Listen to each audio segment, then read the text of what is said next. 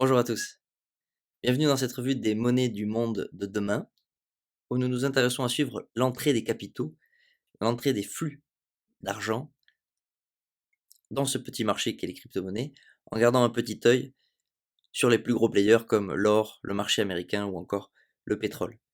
Cette semaine, nous verrons les clôtures mensuelles du Bitcoin, de l'Ether, ainsi que de deux crypto-monnaies que nous avions vues il y a 2 semaines, à savoir le FXS et la VAX. C'est parti.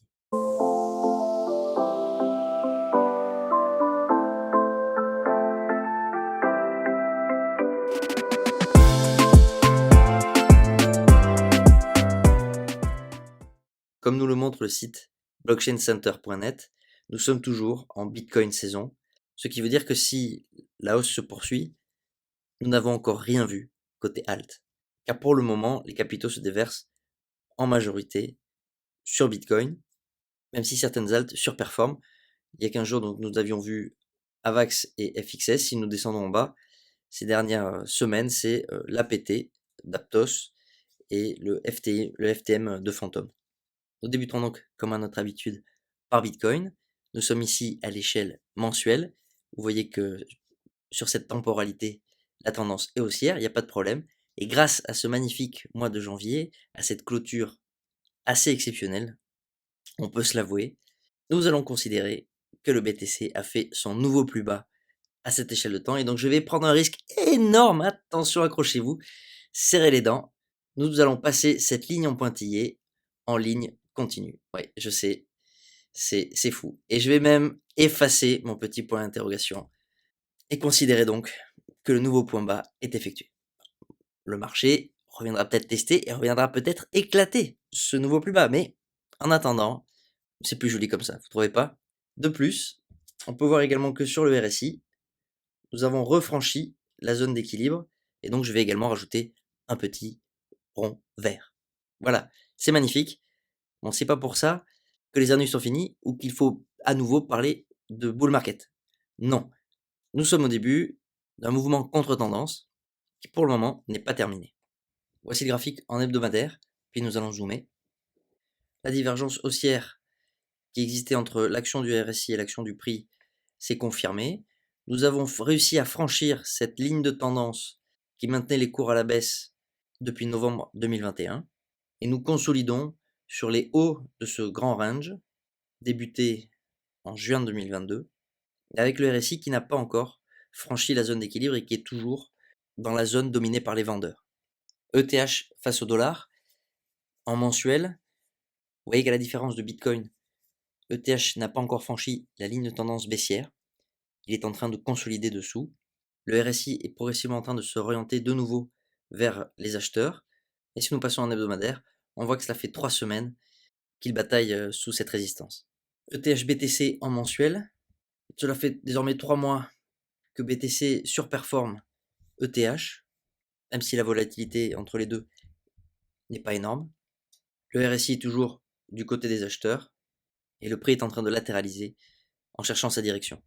Si je passe en hebdomadaire, là j'ai zoomé sur le range qui a donc débuté en mai 2021, bientôt 2 ans que ces actifs bataillent dans ce grand range. Nous avions aussi vu une compression des prix qui s'était initialement soldée par une résolution haussière. Là nous sommes retournés vers les plus bas. Le RSI lui semble avoir trouvé une résolution baissière. Nous verrons si cela confirme. Pour l'instant, le marché ne semble pas vouloir choisir de direction ni de préférence. On retrouve à peu près le même range dans la BTC dominance. Vous êtes ici en mensuel. Nous avons retesté le mois dernier la résistance des 44-45% et nous sommes en train de faire un petit retracement. Petit retracement que l'on visualise bien en hebdomadaire et qui peut-être se transformera en rejet. Il est probable que nous allions retester la zone des 42% qui est désormais normalement est devenue un support avant de réattaquer les 44-45 ou alors de venir retester à nouveau le support des 40%. Je vous montre le suivi des fixes que nous avions vu il y a 15 jours. Nous avions analysé un magnifique range d'accumulation, le breakout qui s'est passé début janvier, et nous sommes en train donc de retracer, et je vous fais apparaître un petit rond vert, car cette zone pourrait être une bonne zone d'achat. En tout cas au niveau graphique, il est fréquent que lorsque l'on a une cassure, une résistance assez importante, le prix revient la tester, et si la cassure est réelle, en général après le prix rebondit pour aller de nouveau attaquer les plus hauts. Je vous mets donc ce petit scénario et puis on s'amusera à le regarder dans quelques mois.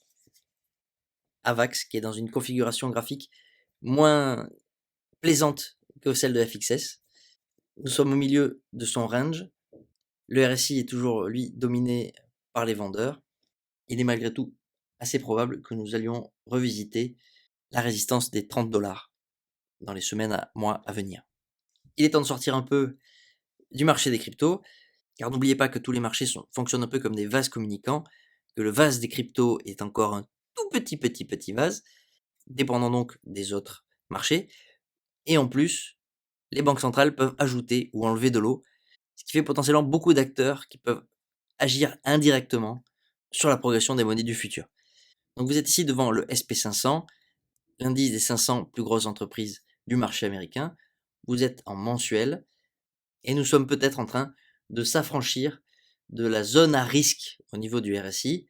Il est encore un peu trop tôt par rapport à BTC pour retirer mon petit point d'interrogation, mais la clôture de février ou de mars pourrait peut-être confirmer le rebond qui est en train de s'effectuer et qui est confirmé, lui, en hebdomadaire. Vous voyez, à l'échelle de temps hebdomadaire, nous avons franchi la ligne de tendance que nous avions débutée en janvier 2022, donc cela fait désormais plus d'un an. Il existait également une divergence haussière qui s'est confirmée.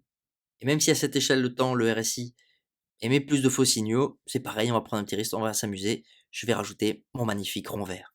Il semble donc que les acteurs du marché aient décidé de se réinvestir dans les assets dits à risque. Et la principale raison, si je devais simplifier, c'est que même si l'Europe de l'Ouest risque de souffrir et de rentrer en récession, la réouverture de la Chine et de ce qu'on appellera l'Asie étendue, qui est en train de lever toutes les restrictions sanitaires qu'elle avait mises en place, devrait permettre d'éviter la récession mondiale. Et donc même si certaines régions du monde vont souffrir, il est possible qu'à l'échelle globale, l'humanité continue de croître. Passons alors en mensuel. Je vous avais dit que ce mois de janvier était exceptionnel. Je vais également rajouter un petit rond vert sur le RSI. Voilà. Là, nous assistons à un retracement court terme, des petites prises de profit court-termistes que nous pouvons observer ici en hebdomadaire. Il est très probable que nous allions retester les 1800-1810 avant très probablement de repartir à la hausse. Voilà, je viens de jeter les dés, regarder les cartes, lire l'avenir, et ça donne à peu près ça. Le pétrole en mensuel, le mois de janvier a également clôturé au-dessus de cet énorme support qui se situe donc entre 78 et 71 $. Cela fait 5 mois que le prix rebondit, travaille ce support.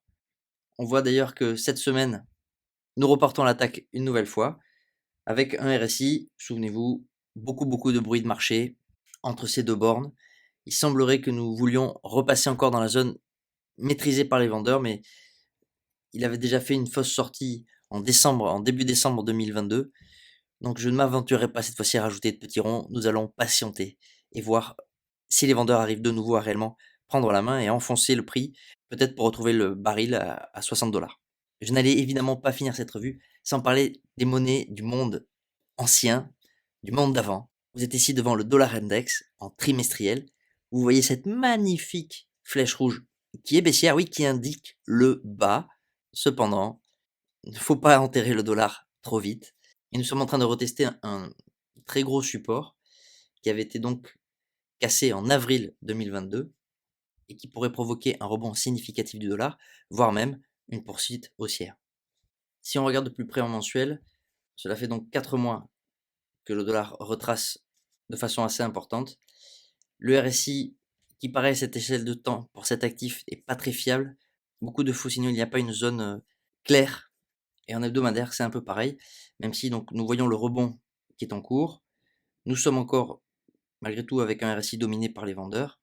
Et donc, on peut s'attendre à minima à un beau rebond du dollar, surtout que l'euro est, lui, sur une forte résistance, et donc il pourrait également retracer et alimenter ce rebond du dollar, qui, je le rappelle, ne doit pas être enterré trop vite, même si c'est l'emblème des monnaies du passé.